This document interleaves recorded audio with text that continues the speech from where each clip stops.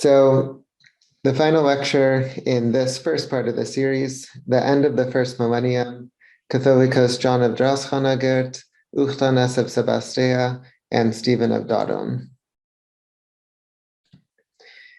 Last time, we talked about some of the dynamic changes undergoing Armenian society in the 9th and 10th centuries.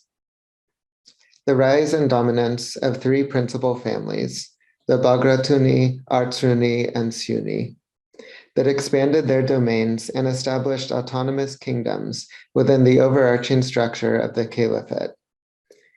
The rivalries, competition, and conflict within and between those families, as well as with the new Arab tribes that settled in the region, and with the Vostigan, the caliphal governor of the north.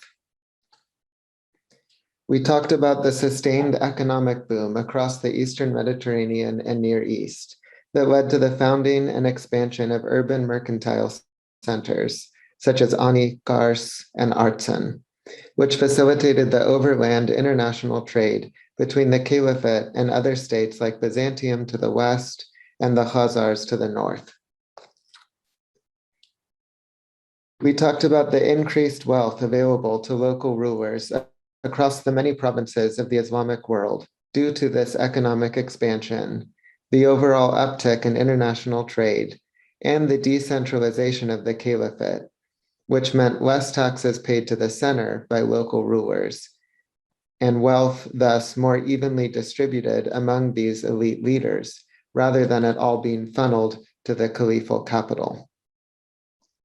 Thanks to these conditions, rulers across caliphal provinces, such as the Bagratuni, Artsruni, and Siuni princes and kings in the north, were able to sponsor civil and religious building projects, including endowed large-scale Cenobitic monasteries, such as those at Sevan, Datev, Hafpat, and Sanahin, and palatial churches, like the Church of the Holy Cross at Akhtamar, which boosted these rulers' local standing, prestige, and royal ambitions. With their increased autonomy and royal titles, such noblemen looked also to construct literary monuments that would memorialize the ancient pedigree of their family and give themselves a prestigious place in the record of the past and present. And hence we see a proliferation of histories in this period. Last time we looked at two histories that focus on a particular region or a particular noble family. First, the history of Caucasian Albania, a composite work in 3 books that told the history of this little-known Christian people of the Eastern Caucasus from the creation of the world to the 10th century. And then the history of the house of the Artsrunik, written by a cleric of the noble house named Thomas, and anonymous continuators who added to the history after his death, which sought to elevate the ancient pedigree and glorify the past of the Artsruni house, while praising and bolstering their present accomplishments and expansion across Vaspuragan, or southern Armenia. The 10th century brought with it more changes to the power politics at play on the Armenian highland and the broader Caucasus region. On the other side of the Anatolian Peninsula, at the end of the 9th century, a Macedonian of Armenian extraction named Basil, who self-styled himself a descendant of the Arsacid or Arshakuni kings of Armenia, became emperor of the Byzantine state and ushered in a new period in the history of the Byzantine Empire that would be marked by expansion westwards into Bulgaria, southwards into Mesopotamia and Syria, and eastwards into the Caucasus, under militaristic emperors and generals, many of whom were of Armenian extraction. Throughout the 10th century, the Byzantines would gradually win many decisive battles against Arab armies, retaking territory they had held several hundred years before, and seeking to win the loyalty and vassalage of the Armenian kings of the Caliphate, with whom they claimed ethnic kinship and religious affiliation. Eventually, by the middle of the 11th century, the Byzantine state had annexed and absorbed most of the Armenian kingdoms, including Artsruni, Vaspuragan, and the Bagratid kingdoms of Ani and Kars, through a combination of diplomacy and coercion, the complexity of which we don't have time to go into now. The three histories we will look at this evening were written during this period of heightened inner rivalry among the Armenian noble lords and increased engagement with Byzantium.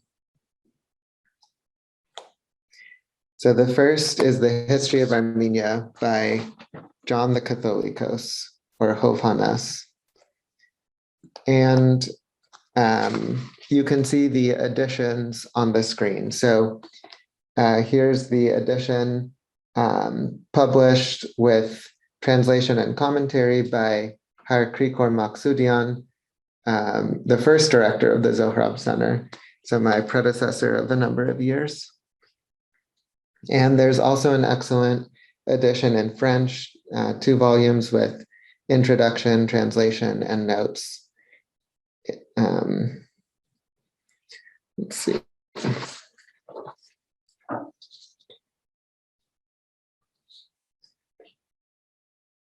So John of Droskanager was Catholicos from 898 to 924. And he wrote this history near the end of his life and turbulent Catholicosal tenure, which saw him forced out of his residence at Divine, the longtime capital and one of the seats of the caliphal governor, where he fled from the Sajid Emir, or Vosigon, and took refuge at Akhtamar, under the protection of King Gagik Artsruni, whom we spoke about last time. His history is one continuous narrative, divided into chapters, perhaps by a later editor. It begins with a sketch of Armenian prehistory, the kind of opening we're now familiar with from the historians we've seen the last couple weeks, and then goes on to the Arshakuni dynasty, the Sasanian governance of Armenia, the rise of the Arabs, and the period of Armenia under the Caliphate. But the bulk of the history concerns the period of Catholicos John's own lifetime, after the founding of the Bagratuni dynasty and the establishment of local kingship in Armenia. Throughout the text, Catholicos John emerges as a major political player of the period, who is often relegated to playing the role of intermediary and peacemaker between fractious and warring noble lords, in addition to serving as a foreign diplomat between the Armenian princes and kings with Byzantine dignitaries and the Caliphal Vostigan. His history is specifically addressed to the noble lords and leaders of Armenia, and for that reason is largely concerned with political affairs and history, and much less so with theological or ecclesiastical issues. If there is one central moral lesson that he is trying to get across, we can summarize it in the following way. To the noble lords, for the good of all, please stop fighting amongst yourselves and unite together in one concerted effort against external enemies. So similar to the kind of lesson we'd seen before in Yelishe and some of the others. Because the Naharas, the noble lords, are almost never united. And unsurprisingly, Catholicos John often failed in his attempts to unify these warring and factious Armenian noblemen. Let's take this one account as an example, which involves a disagreement between 2 high-ranking Artsruni noblemen.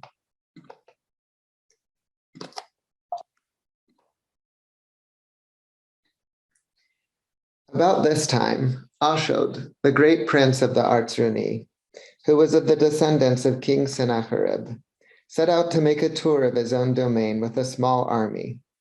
And having reached a glen called Porak Limba, he spent the night there on an agarag, or villa, where the Gibeonites lived, and took shelter under the roofs of houses because of the wintry season.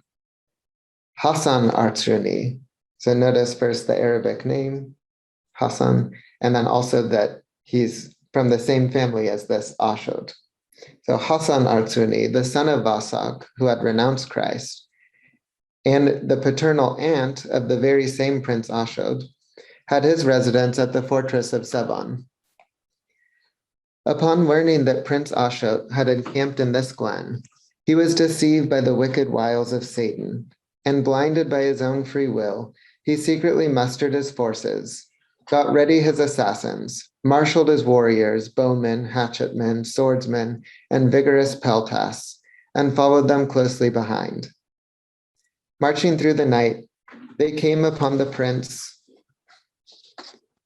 unexpectedly and surrounded the gates of the houses where Prince Ashod and his retinue were spending the night. Having confined the latter within, they considered the enemy already apprehended. Thereupon, Hassan, with the help of the spear which he had held in his hand, leaped like a deer onto the roof of the house in which the prince was, and began to run, when the roof caved in because of the heavy tramping of his feet, and with the roof, Hassan himself fell in. Here he was recognized by the guttural quality of his voice, whereupon they seized him immediately and brought him to Prince Ashod. But when Hassan's men became aware of the confusion, they fled and vanished without a trace, like smoke blown away by the wind. Thus the very pit which Hassan had dug for someone else swallowed him. Prince Ashod put him in fetters and brought him to the fortress of Sevan, where standing before the gates, he demanded that the fortress be turned over to him. However, Hassan's mother and brother, on his mother's side, but not on his father's, did not wish to give him the fortress under threat of force because they could not be sure of the promises of the prince concerning the safe return of Hassan. So who do you call when two noble princes can't agree on anything? Catholicos John. When the news reached King Sambat, he advised me to go and resolve the matter, with the expectation that perhaps I could close the doorway of destruction, which Hassan had opened before himself. I went and persuaded the princess to turn over the fortress in order to save Hassan from the danger of death and assure his safe return from captivity. Then I acquired from the prince a solemn oath promising to release Hassan unharmed. After receiving the fortress, I handed it over to the prince. Great, it should all be fine now. Subsequently, attracted by the futile and wicked advice of certain Azads, the latter had Hassan's eyes put out, and through ignorance brought damnation upon himself. For all those who break their oath or heed not the words of an intervening prelate, or are easily swayed by the opposite view, bring about their own destruction, and cannot acquire for themselves a secure life. But I employed the power invested in me by the Gospels, and having excommunicated the prince, returned in deep sorrow. After 1 year, recklessness and ignorance robed Ashod's becoming, stately and handsome stature like a garment. Thus, still in the prime of his youth, he met his end, and afflicted us with deep grief.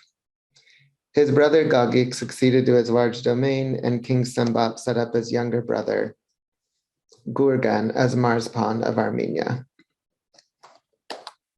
And this is one typical example among many where Catholicos John attempts to intercede and basically be a peacemaker for warring noble lords, and it fails. And you can see here, it's not even of a different family. These are both Artsruni princes. There are a number of other such failed attempts at mediation recorded in the history. And so one can well imagine the old Catholicos John, after so many failed attempts at convincing noblemen of the benefits of abstaining from, for example, the short-term pleasure of blinding their enemy for the long-term good of peace and unity. After so many such failures, sitting down to write one great lengthy history, which could communicate in more explicit and comprehensive detail Catholicos John's perspective. In one of the climactic passages of the history, Catholicos John talks about the destruction wrought on the land and people by external enemies and internal lawless men and brigands due to the selfish infighting of the princes and thus their inability to keep order and good governance in the realm. Now I am compelled to utter words of a sorrowful nature for the neighboring nations surrounding us, namely the Greeks, the Byzantines, the people of Agrisi, Gugark, and Udi, as well as the northern races living at the foot of the Caucasus, considered carefully to shut the stable door after the horse was stolen, so that the wicked Vostigan would never find their cities, avans, and villages in a prosperous state.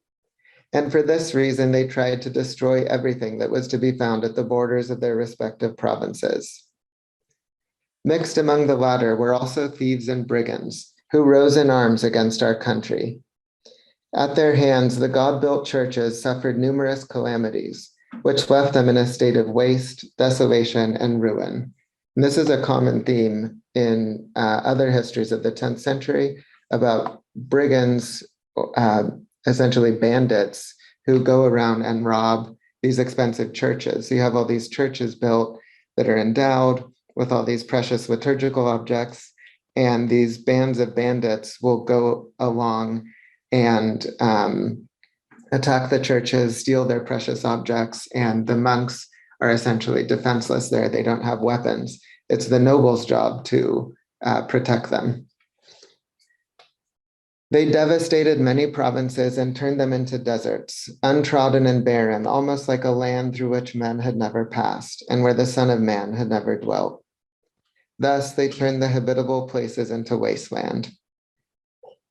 In the encounters among themselves, they shed much blood and covered the face of our land with corpses. Generally taking great quantities of booty, each one carried a proportional amount to his respective land. Thus, depopulated, barren, desolate, and devastated are avans and shens, so villages and habitable places, resembled the orchards that are full of bushes, where the shoots of the plants in the meadows dried out. Our cities were destroyed by lack of population. Our tillers were worn out and in mourning.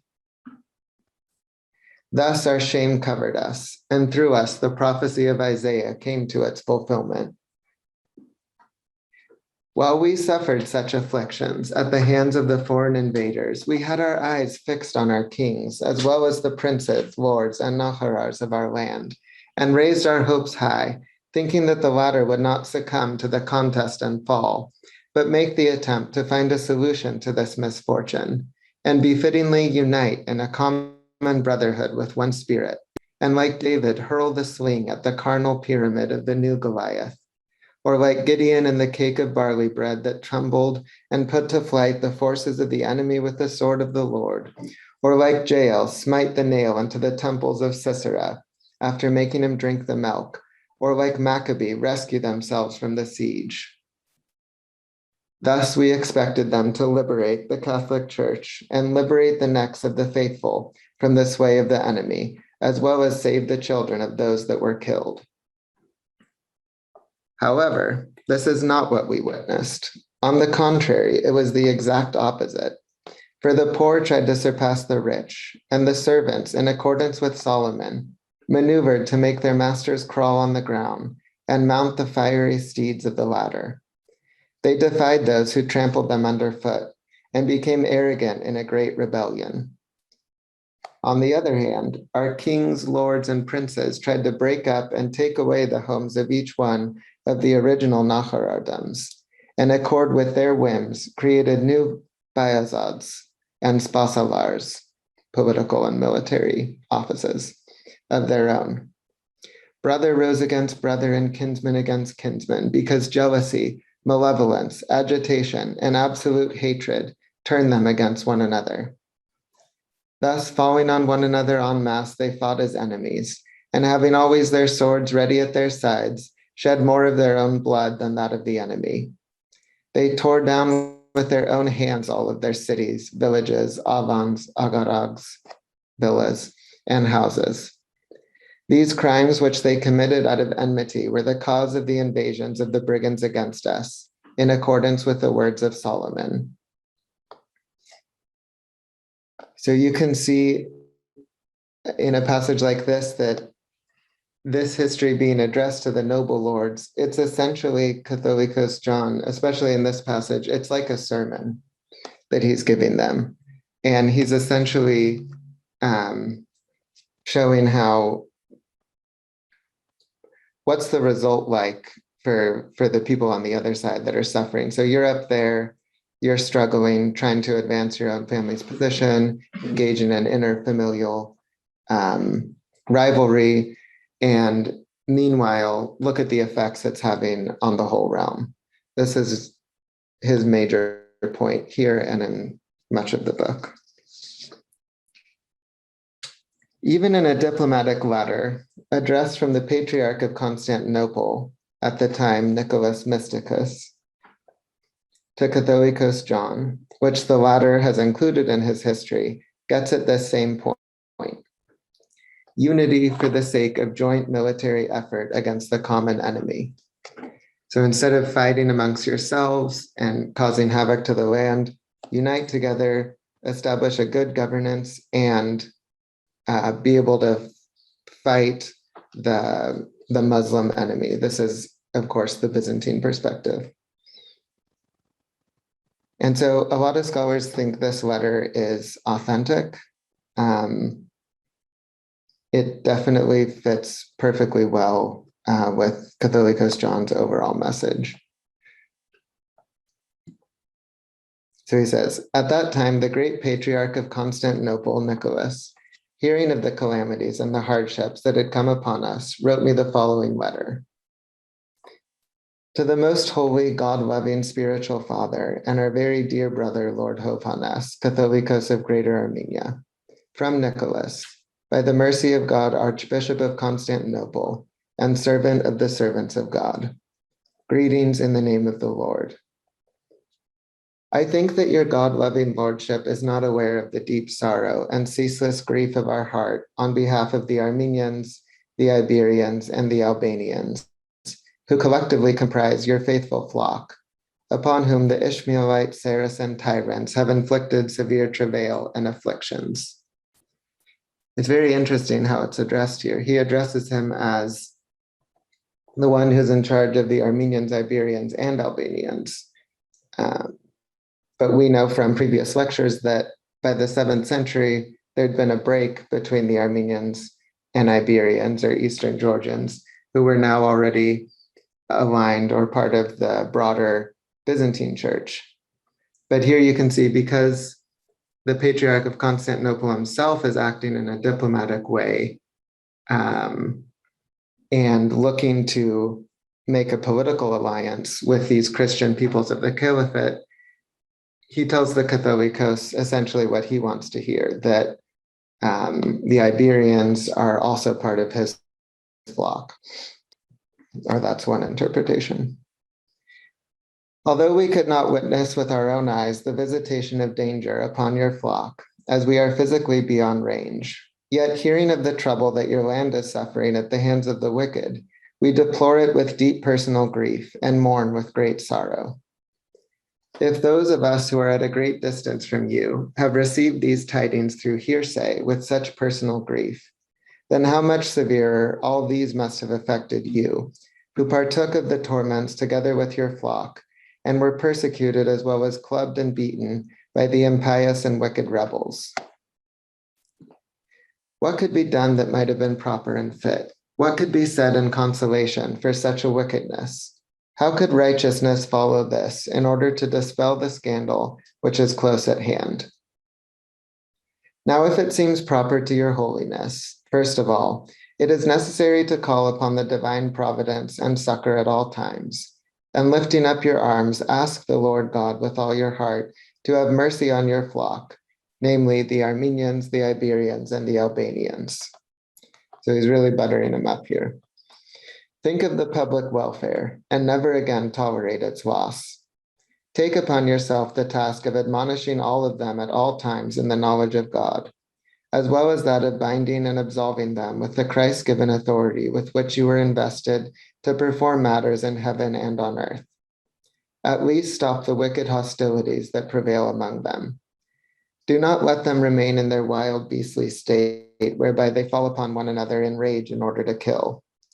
Let them return to human rationality and Christian serenity, wherewith salvation will be granted to the rest of the people in the lands of Armenia, Iberia, and Albania. So what is he asking for exactly? He's essentially saying, get all these noble lords together, get them to stop fighting, and let them unite with us who are also Christian people, and we'll go together and fight the Muslims. My humility made haste to write to you first and give this brief friendly advice. We sent another letter like this to your Curopalate and to the chief prince of Abkhazia, whom we advised to listen to you, to forget their animosities, to seek friendship, unity, and peaceful coexistence with one another, as well as with the Armenian and Albanian princes, to come together unanimously and fight against the children of the ungodly enemy Abusich. This is the Sajid Emir, so that you might not all perish, and the kindred races that are under your sway might not be shaken. Now your holiness must try to extirpate the wicked animosities among them by talking to them face to face, or by means of letters and encyclicals, as well as with the help of bishops, priests, and holy men, and see to it that they attend to the supervision of such matters without any negligence. You must encourage them to turn to better things, such as the redemptive mysteries and salutary works. For if you are thus of one accord and unified, the destructive evil will be unable to bring any kind of affliction upon your land. And the rest kind of continues in the same vein. So in this case, in this letter, the Byzantines, at a more early period of their expansion, are seeking the unified military support of the Armenians, Iberians, and Albanians, and are hoping that Catholicos John will be able to act as a diplomat on their behalf to convince these Christian peoples of the Caucasus to unite together and support the Byzantine military advances against the common Muslim enemy. Really, the Armenian princes are vassals of the caliphate and owe them their military service. So the message could not be more crystal clear. But unfortunately and unsurprisingly, Catholicos John's advice went rather unheeded by the Armenian princes, and the rest, as they say, is history.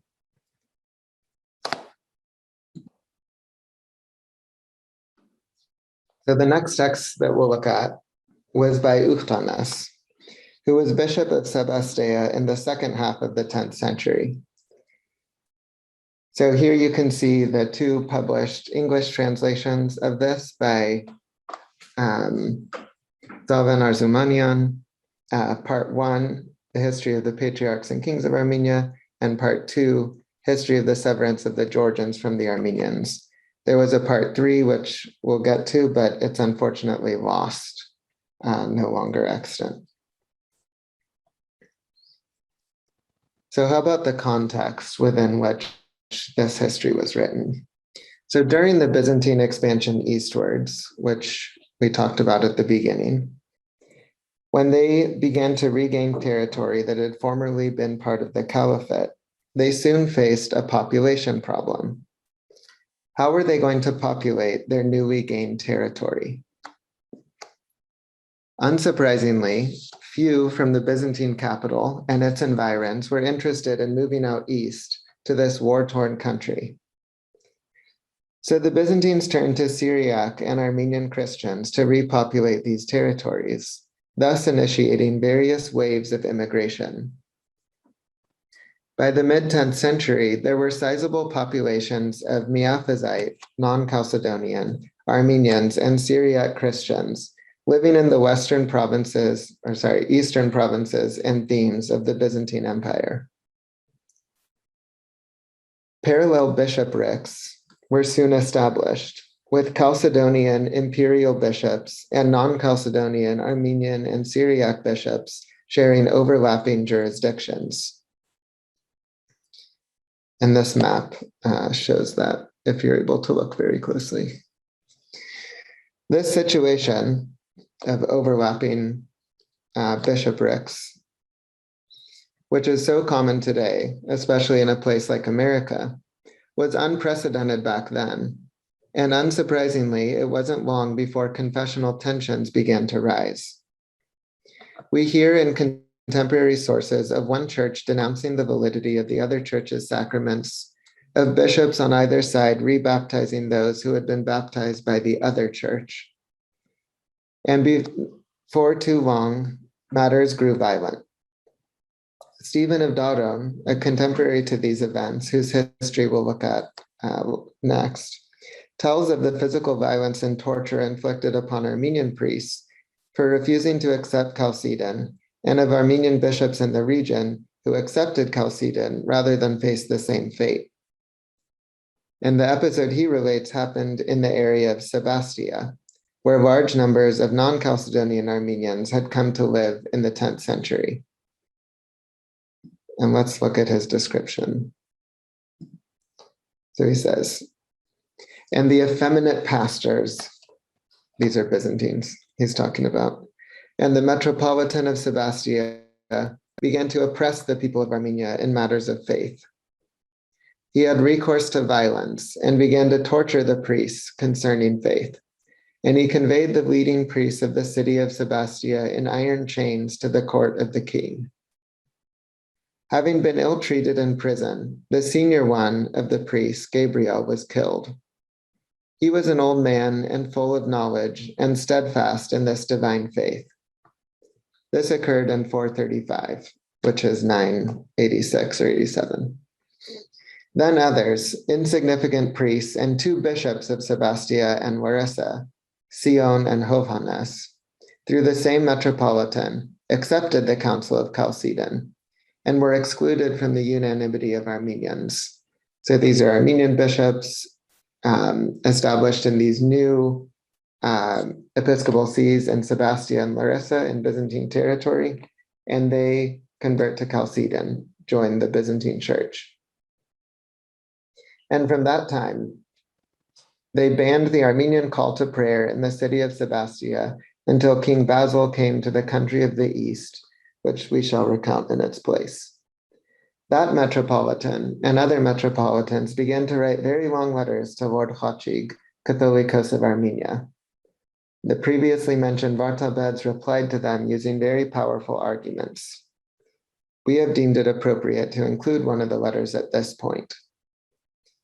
And then the next 20 to 30 pages or so are made up by one of those very long letters of defense written by these Vartabeds.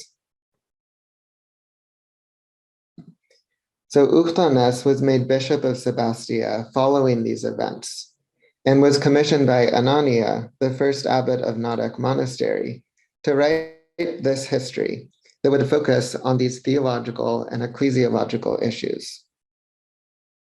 As he explains in the long dedicatory letter to Anania that prefaces his work, Ukhtanes had been educated at Nodek Monastery before he began his episcopal career. Anania, along with Samvel Gomer Chatsoretsi and other Vartabeds, was commissioned by Catholicos Khlotzor to write responses to these polemical letters sent by Eastern imperial bishops, which claimed that the Armenians were heretical on theological and liturgical grounds, and concluded that the Armenian Church had no right to autocephaly, or essentially autonomous existence. We have several such documents extant which respond to these Byzantine letters, and taken together, they provide a vivid picture of the way in which Armenians responded to these polemics, and this could make a fascinating topic for a future lecture. One long letter follows this passage, as mentioned, and it's about a third of the length of the entire third book, which treats contemporary events. So you can see just how important this was to Stepanos. In addition to crafting lengthy literary defenses of their theology, liturgy, and ecclesiology, the most prominent of which is a work called The Root of Faith by Anania. Anania also commissioned Ukhtanes to write this history, which was divided into 3 books.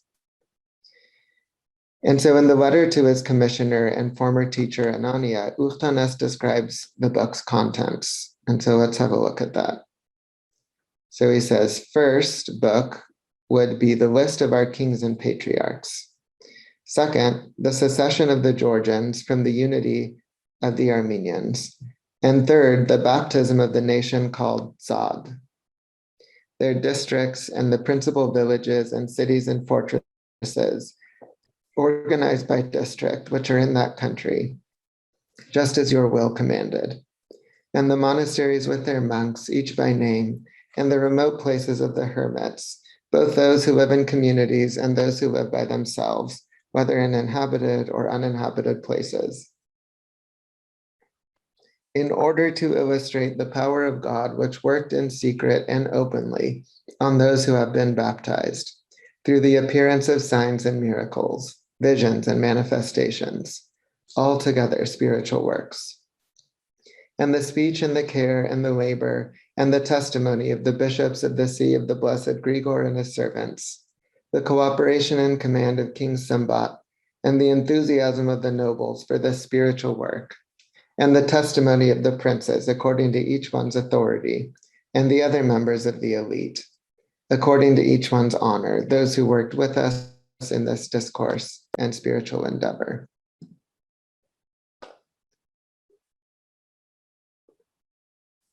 So as he mentions, Ukhtanes' first book records the history of humanity in terms of kings and patriarchs, from Adam down to the era of King Turdap and Grigor the Illuminator in 76 chapters.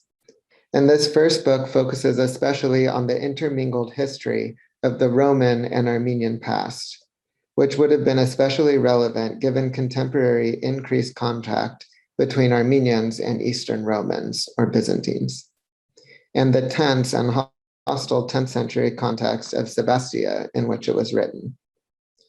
Ukhtanes also gives special attention to the region of Sebastia, providing very precise details regarding the dates and figures of local martyrs. So let's look at one such passage from chapter 61 of book 1. So he says, we forgot to record about the martyrdom of the holy 40 soldiers who perished by the orders of the impious Vicinius. The blessed and holy King Constantine overthrew this impious Vicinius along with Maximinus, Maximian, and Maxentius. This Vicinius raised persecutions against the churches and gave orders to issue edicts throughout the provinces under his jurisdiction. He delegated a certain centurion and sent him with his regiment to the province called Cappadocia, to the themes of Thracasan, Anatolikon, Kharsionon, Armeniakon, and Dazimon, with specific orders that whoever they found practicing Christianity, they should either force them to worship idols or torture them to death. And when the believers became aware of the unjust orders, they left their respective districts and decided to go away and hide themselves in secret places. They arrived in the borders of Sebastia and proceeded to find safer refuge for themselves. Some stayed in Melitene, which is a fortress on the slope of the mountain, and others went to Takhalasun, a mountain which extends over the country of Tuknik, all of which considered as safe places and faraway fortresses. As for the centurion of whom we just spoke, he pursued the fugitives with his regiment and arrived in each fortress where they had taken refuge. He then divided his soldiers into groups, ordering them to make a choice between these two, whichever they wanted, either to consent to Licinius's command and return to their respective homes safely, or die a torturous death. But when they refused to obey the unjust orders, many were slaughtered by the sword, and others fled and managed to escape from their hands. And after the persecutions, they built many churches on the site of the martyred, which is now called Khlotzor, for which reason the sites of their martyrdom are honored and glorified by the inhabitants of that country. As for the Holy Forties, they refused to fulfill the orders of Vicinius with respect to the killing of the believers, and refrained from communicating with the unworthy murderers. On the contrary, they repudiated them and went and found refuge in a cave on the bank of the river called Hales, where there was a fortress. They lived there because at that time the place was deserted, but now it is inhabited and called Kachvahana, where there still exist the sites of the saints and their individual names inscribed on stone tablets. There the sign of the victorious cross is also engraved on stone columns. And as of today, the places of their refuge are being venerated by church edifices and clerics. So note here, and also in the coming passage, the precision with which he establishes the cult celebration of the local martyrs here. And recall that he's a new bishop placed in Sebastia, where there hadn't been an Armenian bishop or local practice for a while, and they're trying to differentiate their own traditions from those of the Chalcedonians. So this text, which, yes, it's a martyrdom about a period in the 4th century, but because of what was happening in the 10th and the period right before this is written, you could also, reading it at the time, see this as a kind of veiled reference to the way the Byzantines are persecuting the Armenians, and Ukhtanes trying to encourage his flock to, as it says in bold here, refrain from communicating with the unworthy murderers.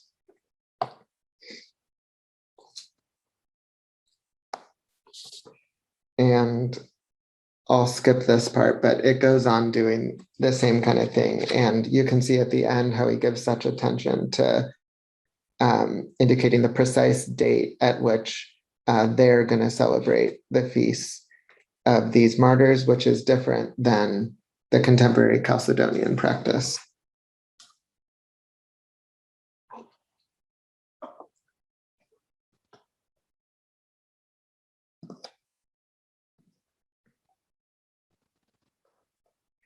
The second book of Ukhtanes rehearses the separation of the Armenian and Georgian churches at the start of the 7th century in 70 chapters. In this book, Ukhtanes made use of an early version of the Kirktochtos, or the Book of Letters, which is a collection of official ecclesiastical correspondence between the Armenian Church and other churches. 29 of the 70 chapters in this second book are based on letters found in that collection. 2 additional chapters which begin the book contain letters found only in Ukhtanes, which he says were, quote, found in Tiflis and translated from Georgian into Armenian by a priest named Giragos. The rest of the book is comprised of setting the historical framework and contextualizing the ecclesiastical relations between these 2 Christian peoples of the Caucasus, within which the letters are supposed to have been written and are meant to be interpreted.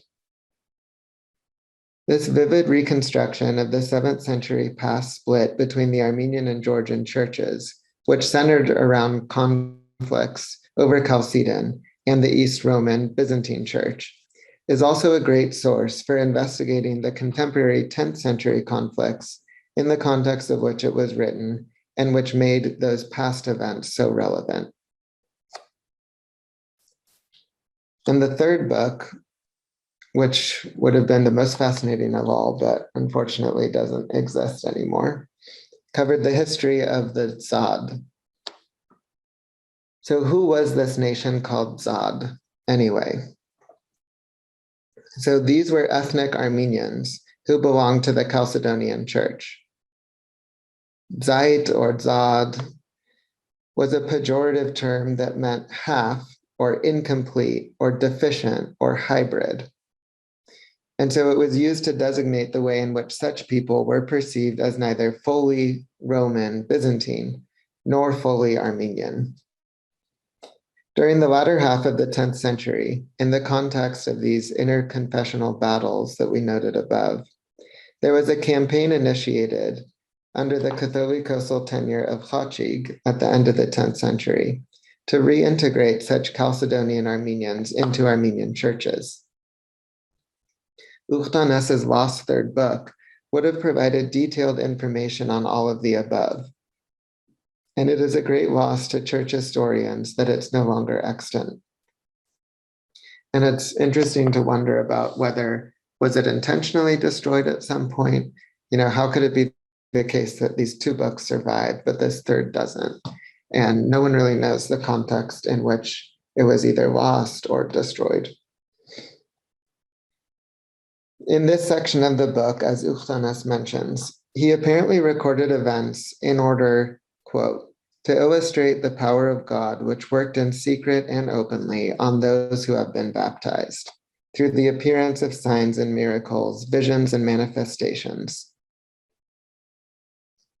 So think about it. In light of the conflict over the validity of sacraments and the denunciatory statements by Byzantines that Armenian sacraments don't work and they're out of line and ineffective, you can see how such a text would have served to bolster the standing of Armenian sacraments, demonstrating their validity as conduits of divine power and presence for Armenian Christians, who faced a choice in that context and region between belonging to the Armenian Church or the Byzantine.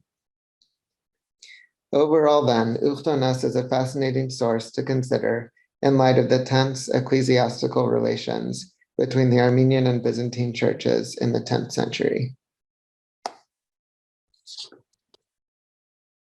And so third and last that we'll look at is the universal history of Stephen of Taron, which we read that quote from above already on the priests being tortured.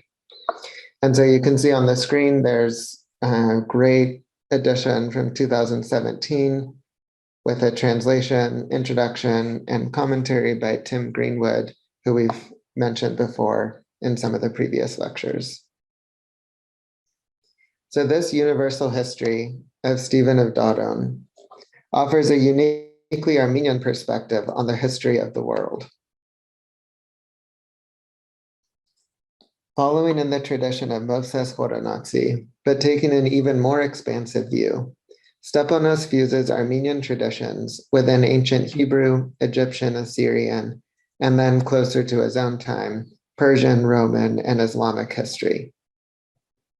At the outset of his work, he situates his history in relation to those other historians who came before him and gives an indication of his method and preoccupations.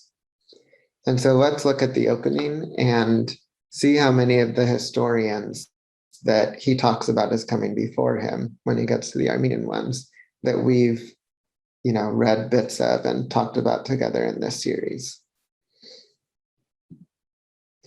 So he says, those honored by divine grace, the poets and orators of the Armenians and of other peoples, who rivaled the spirit-inspired tongues of the prophets, began like them from the very start of creation to give testimonies for those that are to come of things that have taken place, adopting a scholarly approach in infallible imitation from the first created being until the ages of their own times. So Moses, man of God, recorded in the Pentateuch the creations of God and the piety of the first ones down to his own time. And the books of Joshua and Jehu, son of Anania, 2 books of Kings, and Jeremiah, the 2 others, and the books of Chronicles, and Ezra and Nehemiah, the account of the exiles from Babylon, the second building of the temple, and the restoration of Jerusalem. And after their times, the history of the Maccabees, close to the coming of Christ, as told by Josephus. So it's all of the ancient Hebrew scriptures and then intertestamental works like Maccabees, Josephus. Likewise, after the coming of the Word incarnate to the world, those blessed with intelligence recorded through written compositions the names and times of kings and all the contemporary matters which were worthy of recollection. Thus, for example, the true calculator of time, Eusebius Pamphili, who began from when the first man left the Garden of Delight and concluded in the 20th year of Constantine the Great, and after him Socrates. There are numerous other historians amongst the Greeks, but these two, like luminaries greater than stars, shine forth brilliantly. And these were two very influential ecclesiastical historians who we talked about when we were talking about Moses Horomos and how he constructed his history and built on their works. And now here's the Armenian historians who he views as his predecessors.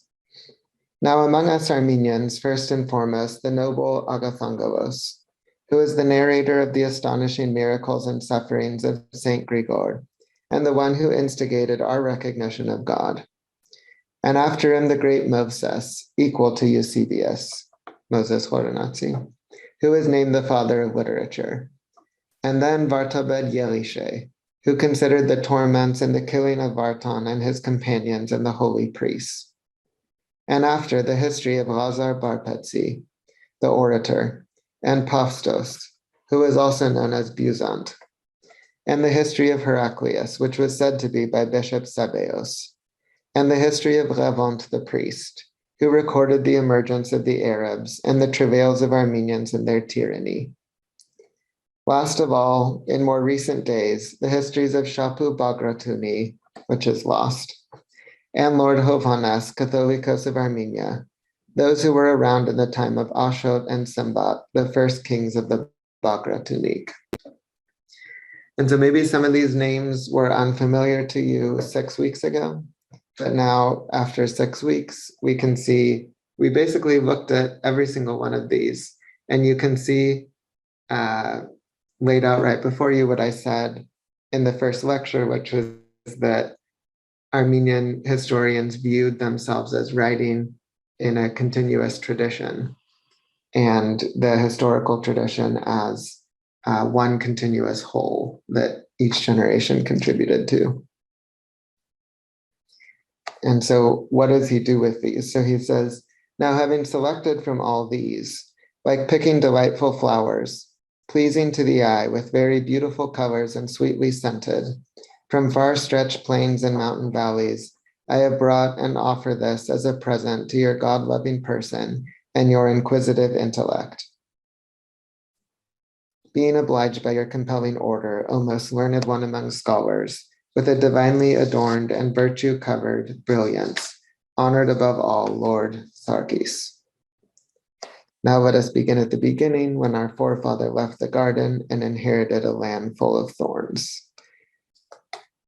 And thus it goes on. And so, as he mentioned, the work was commissioned by Catholicos Sarkis Savansi, who was Catholicos at the end of the 10th and early 11th century. And like Ukhtanes' work, it was written in the context of an even later, 20 years later, in the Byzantine Empire's eastwards expansion and the empire's assimilationist political and ecclesiastical policy towards the Armenian church and kingdoms. And reading the universal history in light of that, when the annexation of Armenian territories was just beginning, we can understand the text as appealing to Armenia's ancient origin and glorious past, and its long-standing and interlocking ties with the neighboring peoples and powers of the region, for the purpose of bolstering the autonomy and integrity of the Armenian church and nation. As mentioned previously, Stephen devotes his third book, which deals with contemporary events, to largely religious and ecclesiological matters.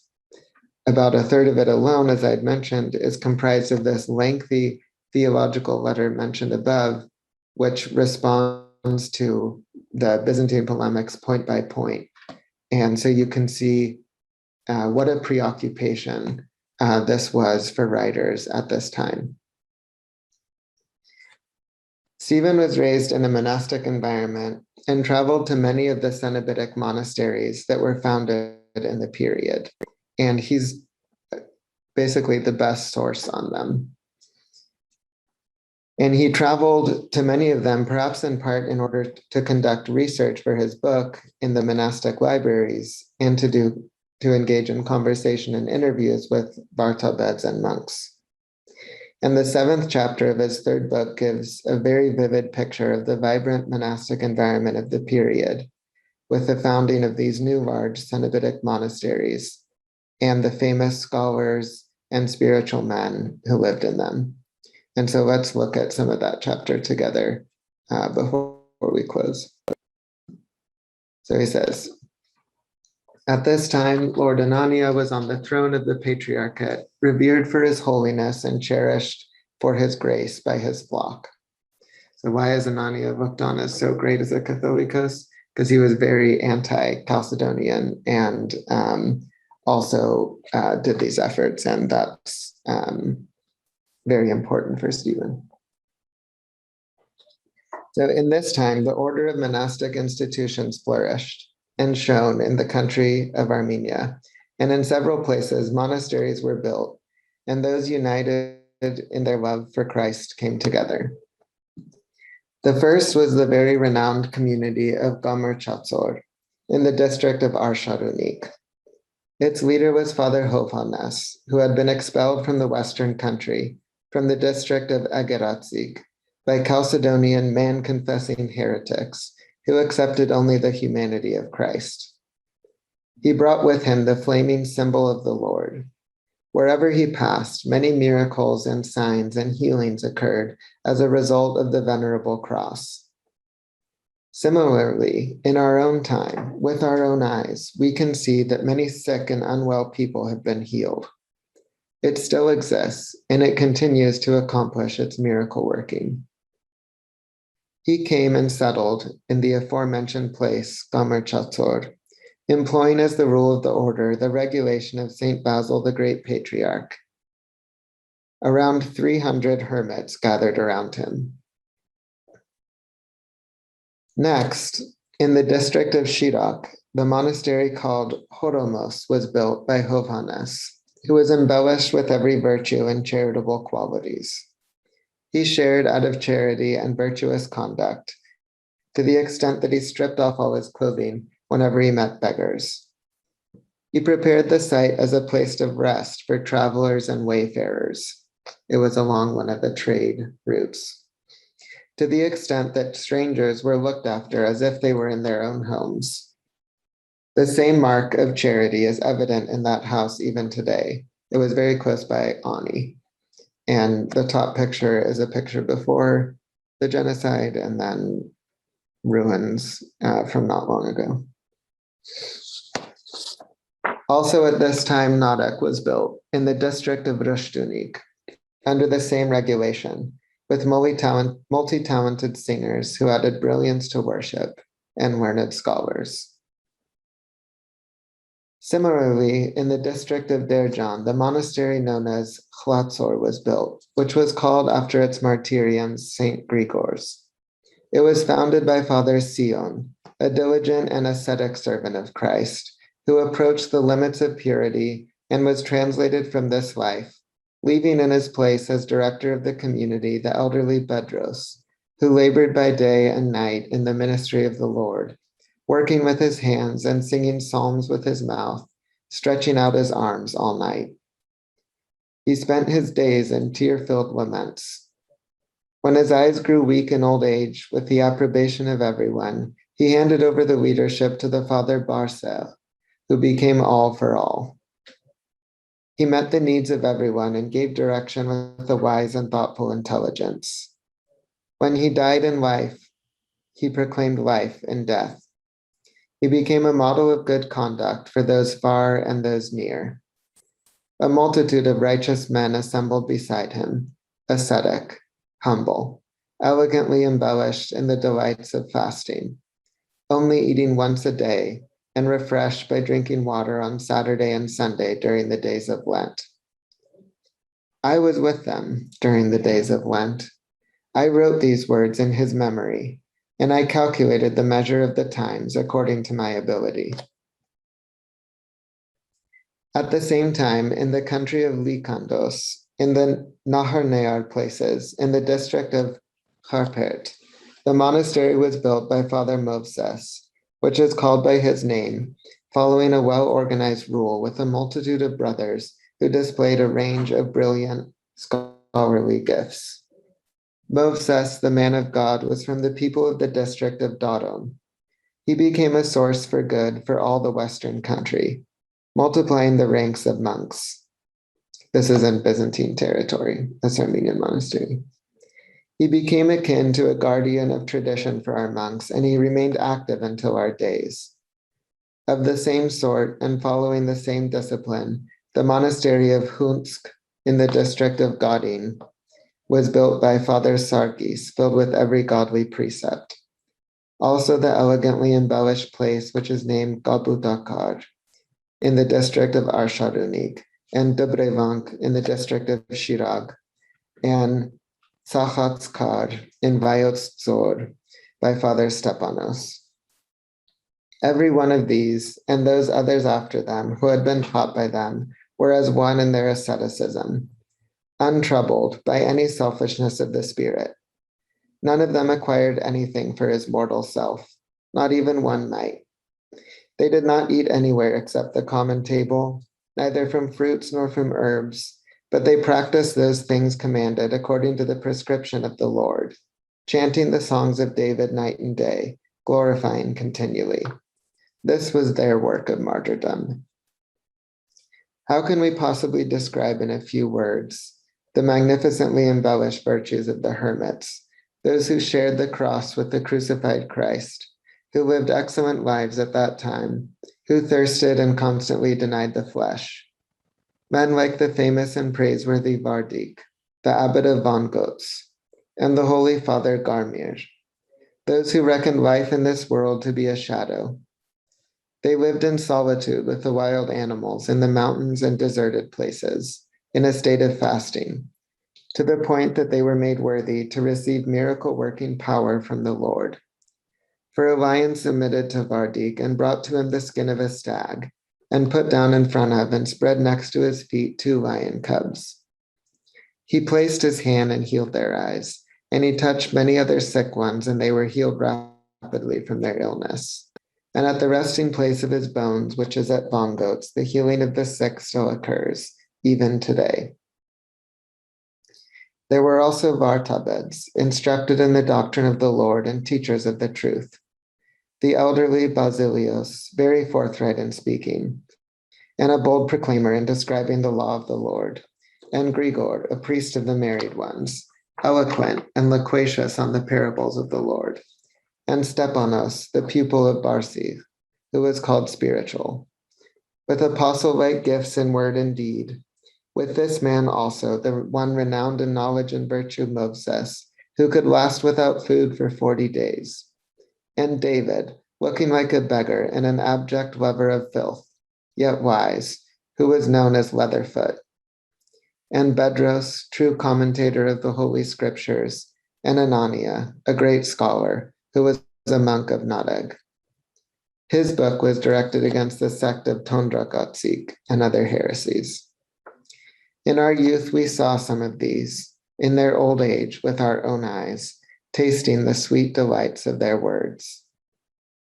All of these, using prudent examination and with discernment based on the divine scriptures and following the command of Lord Anania, commanded those baptized Chalcedonian to be baptized a second time. For Chalcedonians deny that God was in his body on the cross and in death. Moreover, they say there are 2 natures with active wills and energy in Christ, and they say that God did not endure human suffering and did not die for our sake, but it was merely the death of a man, and they are baptized in the death of a man. But we confess God united to the true word in the body, and the same God experienced suffering, who was crucified for our sake, so that in this way our baptism should be in God and perfected in the death of the Lord, and not just of the man. so that we shall not fall under the curse of Jeremiah. He who places his hope in man is cursed. So as is made clear from the way that Stepanos ends this very moving passage where he talks about all these holy men and Bartolbeds that he knew and celebrates their accomplishments, their signs, their miracles, and the places they lived. You can see with the ending, again, coming back to this Chalcedonian conflict and these issues, that part of the reason for recording and talking about the lives and deeds of the monastics, hermits, and Bartolbeds was that they provided in their bodies living proof of the presence of God with these holy men of the Armenian Church. As such, they formed a powerful counter-argument to the polemical and condemnatory letters of the Eastern hierarchs of the Byzantine Empire. All three historians we looked at tonight right during a period of flux, when the integrity and autonomy of the Armenian Church and people was under threat. Catholicos John used his text to call the Armenian kings and princes to a united and concerted effort. Ukhtanes and Stepanos wrote to bolster the position of the Armenian Church by demonstrating the presence and power of God through the Church's sacraments and holy men, a powerful counter-argument to the imperializing agenda of the Byzantine Church. Next semester, we'll continue this lecture series already in the second millennium, looking at texts written shortly after the Seljuk invasions, which attempt to respond to the drastically different new reality in the region. So thank you so much, everyone, for your attention tonight and throughout this series, and I look forward to continuing with you next semester.